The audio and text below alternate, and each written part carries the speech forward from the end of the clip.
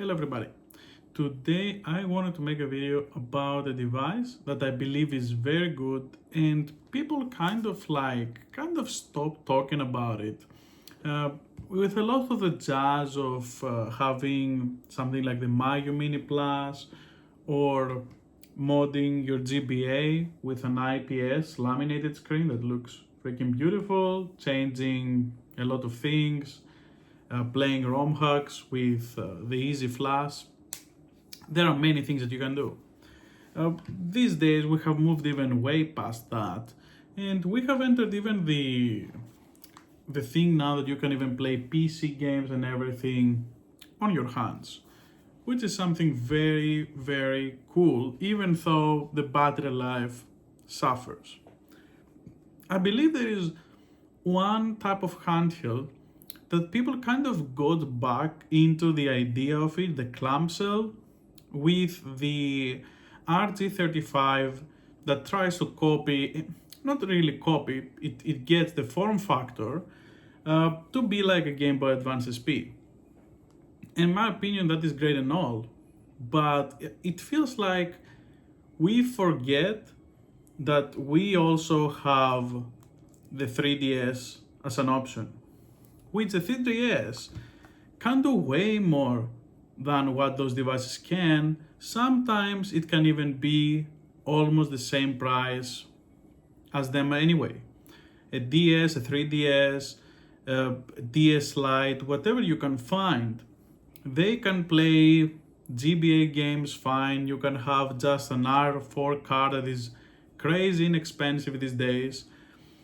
You can even hack it yourself and put soft mod it and put the games yourself inside, like how I have done with 3DS here.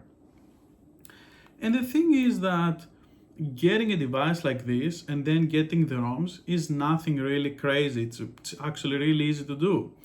The community around these devices is so good and has evolved so far with this that now they have even replaced the eShop that has closed and the online functionality. They have made a network that replaces the Nintendo network with something called Pretendo, which is something fantastic. You can go and play still Mario Kart 7. You can go and trade Pokemon. You can go and have fights. Everyone that still wants to use this kind of device online, they can do with that.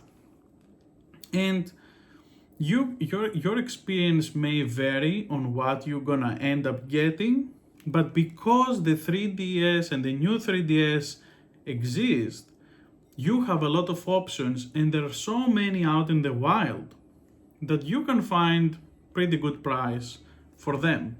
Sure, you may not pay $60 like this one, but you may pay double.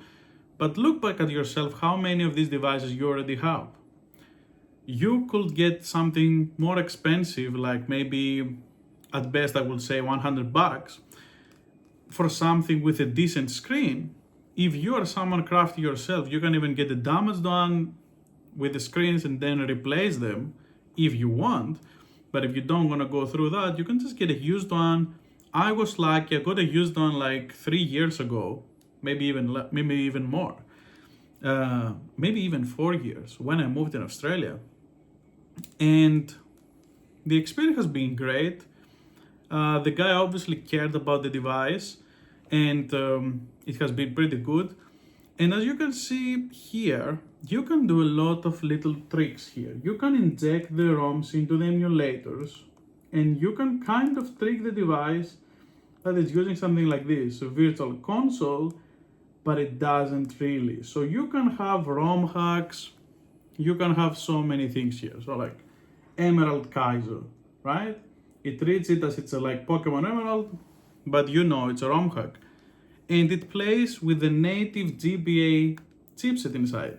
So there's not all of it emulation, but it's very accurate. If anything, I think you could even kind of force integer the way that it plays. Let me see if it actually works. I'm not sure if it's gonna work, but let's see.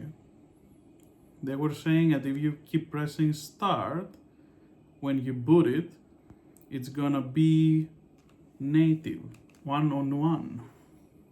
So let's see how it goes. Didn't really boot yet. Okay, yeah, so you can even have it 1-on-1. You see now it's really small compared to what the whole screen is. But if you don't want to do that, you can obviously turn it off. So like if you want to have 1-on-1, you can even have that. So you can have like the true dimension if you don't like the way that it goes full screen for you. So those kind of things are very good itself what it can do. It can even use RetroArt. So you in the new 3DS you can even play up to PlayStation 1, which is really what most of these devices can do. But the best thing about this is that not only you can do all this stuff, but you can have DS games that will play on full speed and 3DS games. And if you want to build a collection, right, an offline collection with the cartridges, you can do this.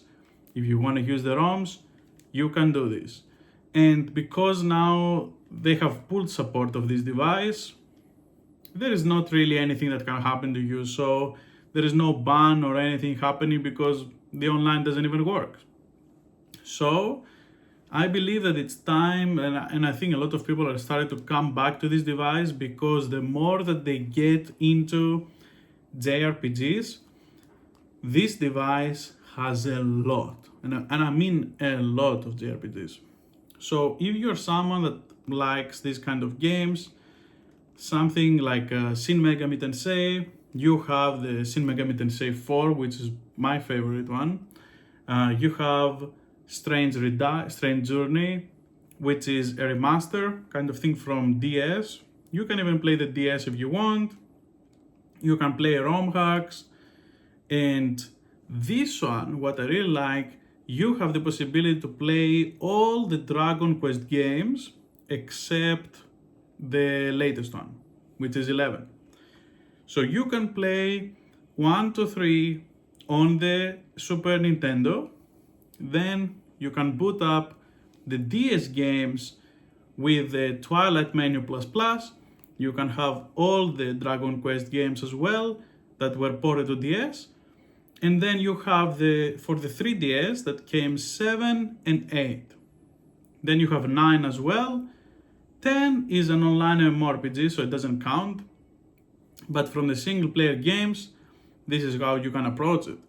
It also has a lot of the unique games, Etrian Odyssey, which is like Persona Q as well, follow that formula and try to make similar games as well, which are dungeon RPGs.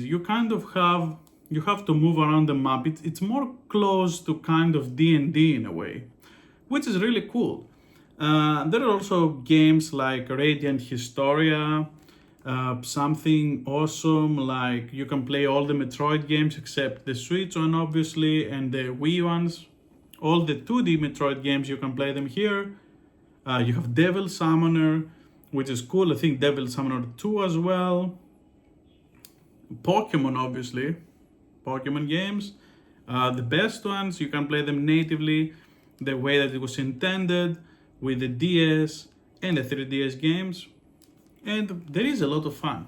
You can have anything that you want, and even with the way that you can inject the ROMs here without RetroArt, I found it really cool. Like it seems like you got them from the store or something, and it's something really awesome.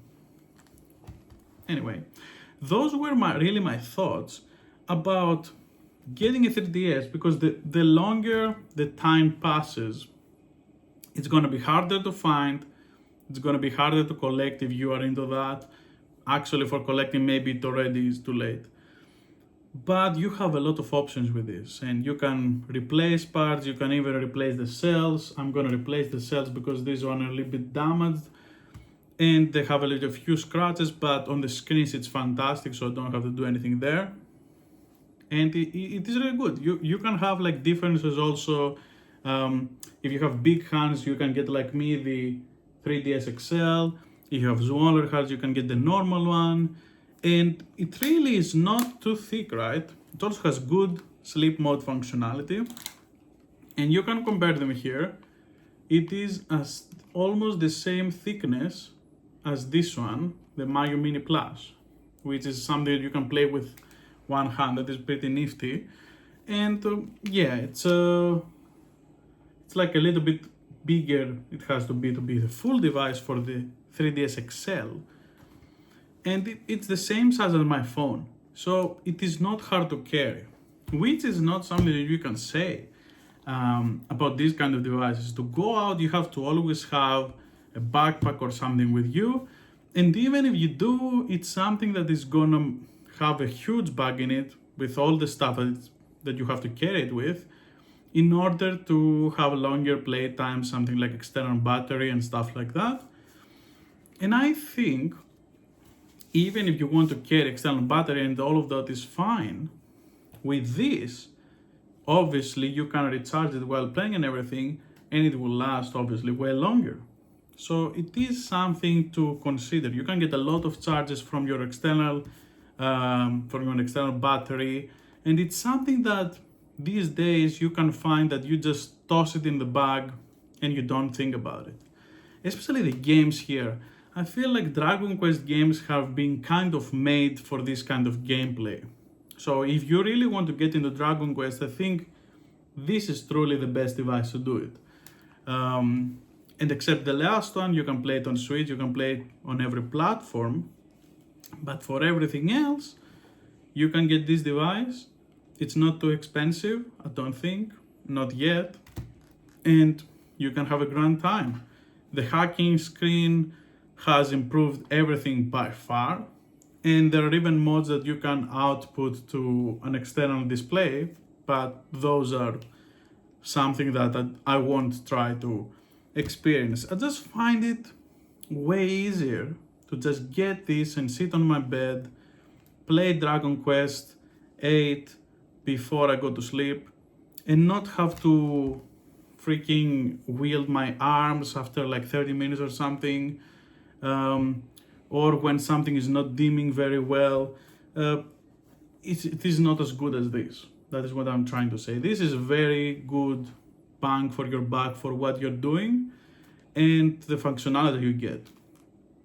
So I believe that in 2024, it is, if you are a JRPG fan at least, and you don't have one, I think it's a very good purchase. Not just for Dragon Quest games, but even more for Dragon Quest games. Thank you very much for watching. Hope you have a great day. See you next time.